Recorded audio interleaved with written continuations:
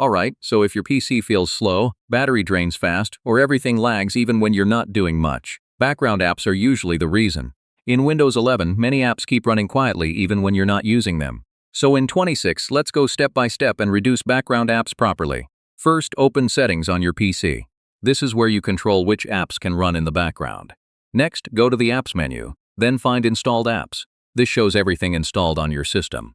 Now select an app you don't need running all the time. Turn off its background permissions so it only runs when opened. Next, open Task Manager and check active processes.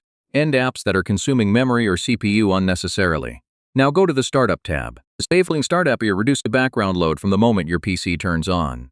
Some system features also run in the background. Disable things like widgets or syncing if you don't use them. Browsers often keep running even after you close them. Turn off background browser activity in Settings. Notifications can also trigger background activity.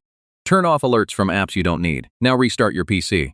This ensures all background changes are applied properly. After reboot, open Task Manager again. You should see lower RAM and CPU usage instantly. So yeah, it's how to reduce background apps in Windows in 2026. A few simple tweaks, and your PC runs smoother, faster, and more efficiently.